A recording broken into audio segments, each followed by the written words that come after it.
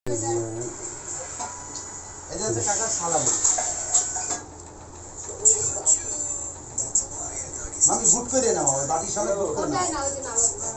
বন্ধুরা, কেমন আছো তোমরা সবাই? আশা করি ভালো আছো, আমিও ভালো আছি। তো ভাবছো যে এত তোড়জোড় কিসের চলছে? হ্যাঁ, আজকে তোড়জোড়ই আছে, কারণ আজ হয়েছে জামাই ষষ্ঠী। 3 জামাই বাড়িতে এসেছে, তো তাদেরকে খেতে দেওয়া হবে। সমস্ত কিছু গুছিয়ে অনেক কিছু রান্না হয়েছে, যেমন 5 রকমের ভাজা হয়েছে, ইলিশ মাছের মাথা দিয়ে কচুর শাক হয়েছে, ইলিশ মাছ ভাপা হয়েছে, ইলিশ মাছ ভাজা হয়েছে, মাছের মাথা দিয়ে ডাল হয়েছে, মাংস হয়েছে, মুরগির মাংস এবং হাঁসের মাংস। আর অবশ্য কে কে হাঁসের মাংস খাও অবশ্য কমেন্টে জানিও আমাকে।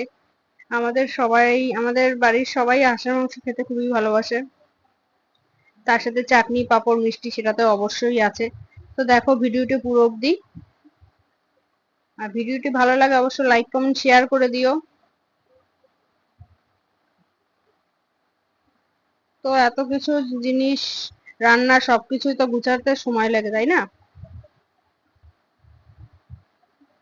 এক এক করে আমি এখন সবকিছু এখন গুছাচ্ছি। সাইডে আমার সাথে হেল্প করছে আমার ননদের মেয়ে।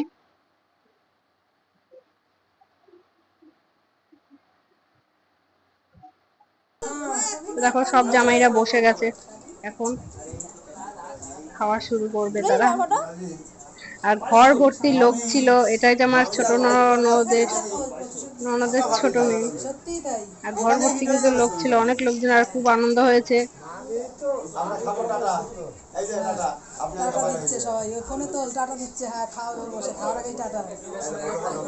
আর অনেকটাই লেট হয়ে গেছিল,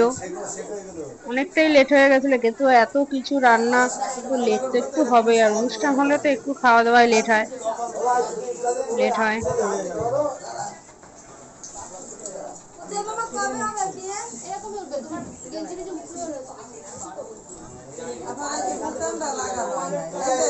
দিদা তার নাতির পাশে বসে পড়েছে, নাতি জামাইয়ের পাশে।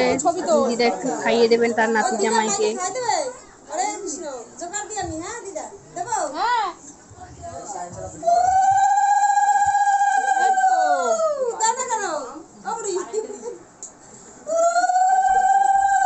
তো ভিডিওটি কেমন লাগলো অবশ্যই কমেন্টে জানিও কিন্তু।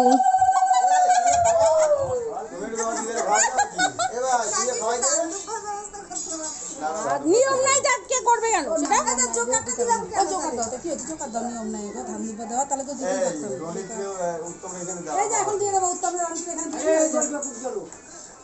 দেখতেই বললে অনেক লোকজন, বাইরেও লোক আছে, অনেক লোকেরই আর নিমন্ত্রণ ছিল। আমি সকাল সকাল চলে গেছিলাম, যেহেতু এত লোকের রান্না, অনেক কিছু রান্না হবে, তো একটু সময়ও লাগবে, তার জন্য হাতে হাতে একটু গুছিয়ে দিতে হয়েছে। তার নাতি জামাইয়ের সামনে তার দিদা কি করে, কি করছে তার দিদা।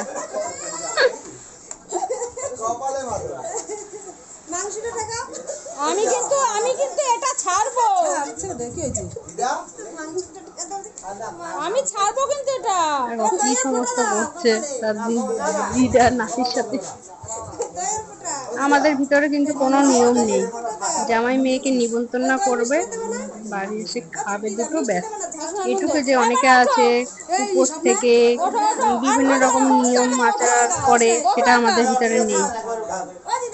আমাদের ভিতরে খাওয়া দাওয়া, জামাই মেয়ে বাড়ি আসবে, খাওয়া দাওয়া করবে, ওইটাই।